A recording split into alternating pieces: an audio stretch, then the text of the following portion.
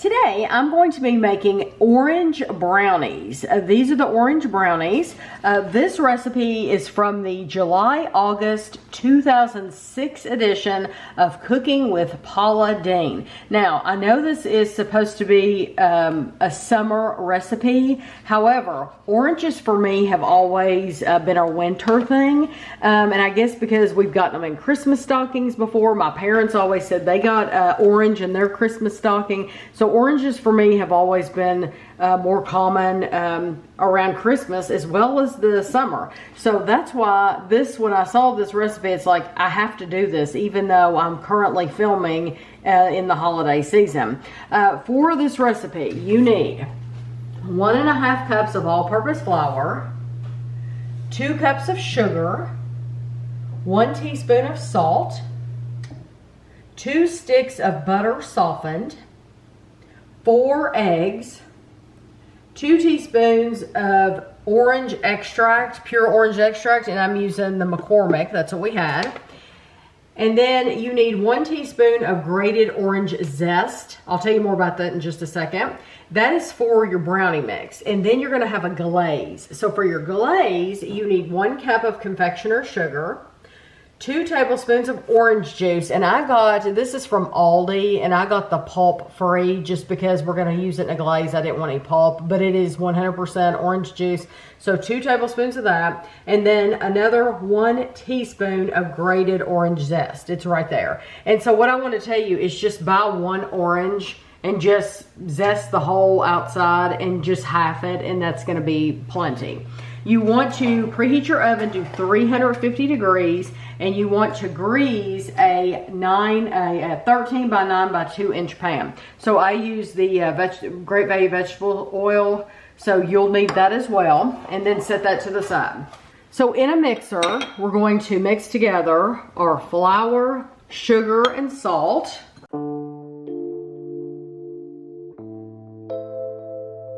Just give it a little twirl.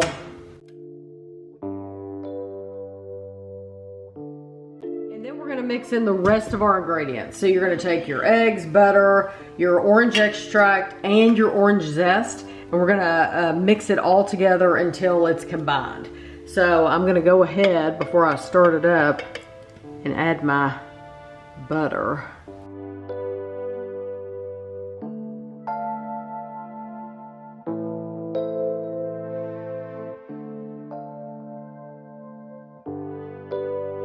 Now you just want to pour this batter into your pan, and it didn't take but just a minute to mix it all together.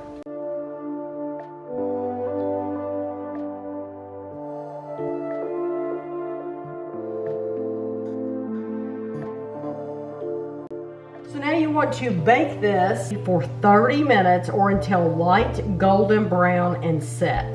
This was in for exactly 30 minutes. So now what you want to do, you see it's golden brown around the edges. You want to take a fork, and I'm just stabbing it with a fork all over because we're going to make our glaze, and then hopefully our glaze will go down in the holes. We'll see. Although in the picture it looks like it left a nice crust on top, like a sweet crust. So if it's on top, that's fine too. So now you want you have your bowl of your powdered sugar, and you have your zest, your 1 teaspoon of zest, and then you have your 2 tablespoons of orange juice, and you're going to mix this together. And I'm just going to use the same fork. We'll see how that works. I'm going to use the same fork that I just used.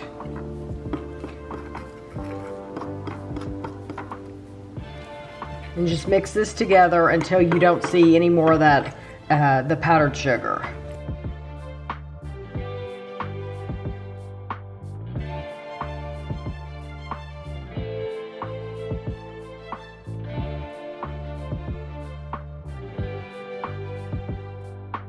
Okay, this looks really good. 2 tablespoons was the perfect amount. And now I'm going to pour it over the top.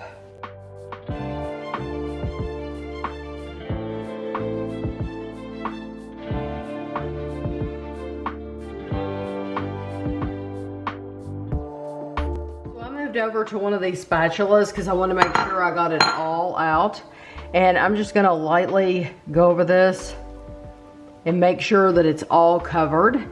And so the brownies, it looks like a cake, but it just came out, so this is still really hot. So what you wanna do now, after you spread your glaze all over it, is you want to let this sit and cool completely. And hopefully, like I said, it'll end up creating like a little crunchy layer over the top once it's all cooled completely. This has been cooling for probably 2 hours, but they were probably finished earlier than that even. You're supposed to get 24 squares, but I'm just going to cut them in sizes that I like, and then we'll see how many we end up with.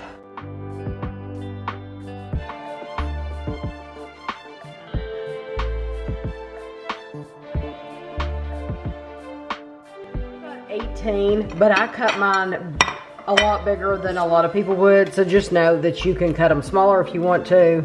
But this is what Kevin and I would consider a good size for us. So you can see that sugar did set up well, that glaze did set up well on the top. I'll show you back here so you can see it.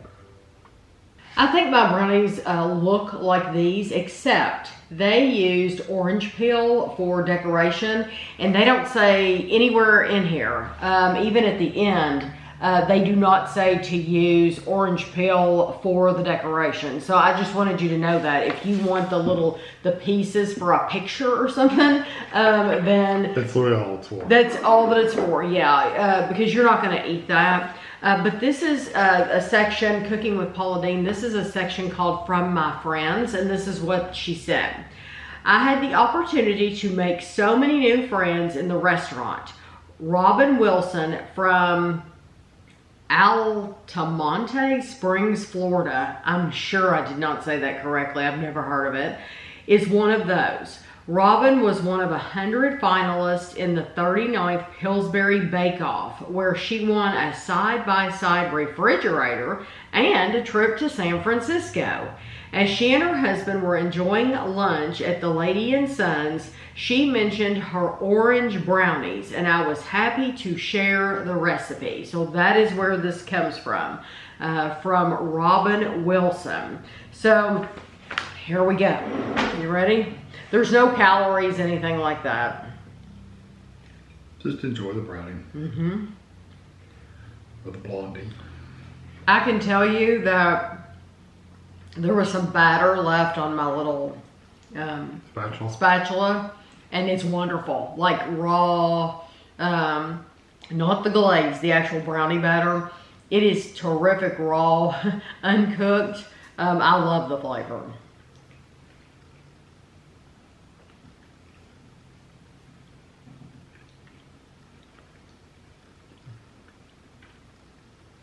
Very strong orange. Mm-hmm. It's probably too much for you, isn't it? It's right there. And I love oranges. But that's really, really strong. I'm going to try it without the glaze. Really? I just want to see what it tastes like. Well, the cake itself had chewy. Had extract. Mm-hmm. But, you know, that glaze didn't have any extract. It just had juice. I think it's absolutely terrific, but I love orange. The texture is kind of like a soft, chewy texture. Mm-hmm. It's different than most like brownies you're gonna make. Mm-hmm. I meant to show you the bottom. It's very buttery, and it used a lot of butter. Didn't it use two full sticks? Yeah, you taste the butter. So for me, that's what I'm getting, is I'm getting butter and orange. And it's not too strong for me. I think it's the perfect amount of extract. I think that orange juice is really good. I'm not getting, like, if you're afraid that the zest is going to make it bitter, it doesn't for me, because it has so much sugar in it. Yeah, it's a little bitter for me. Really? Just a little bit, but I like the cake, the brownie part. I keep calling it cake because it looks like cake. I like brownie part better than the actual glaze. Really? Okay. So The glaze is almost grapefruit-like for me.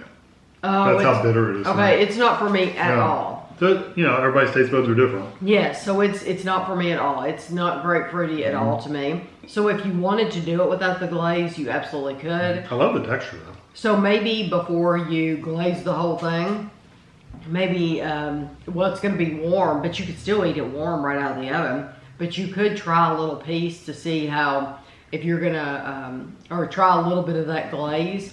I like it just the way it is. I would make these again. The bad thing is without Kevin loving them, and I know people in our family, I will never have these again. But, so I better enjoy them while I have them. Because there's no need for me to make this big pan for me. But I think it's a terrific recipe. I do like it. I do like the orange. The orange tastes really nice. It's just for some, I don't know if it's the zest in the glaze or maybe the orange juice we bought. I don't know. Something in that glaze just gives across. It's just a little bitter, like a almost grapefruit like. Right. It's not bad. It's not off-putting completely where I don't want to eat them, but I wouldn't want to necessarily eat more of them all the time. Mm-hmm. Do you have a certain time of year where you think of oranges more than others? No, kind of in the spring or summer for me because that's when I usually buy them at the store. Right. But no, they're out. Nowadays they're out all the time anyway. They are out all the time, but for me, it's always just been kind of a winter thing. Yeah.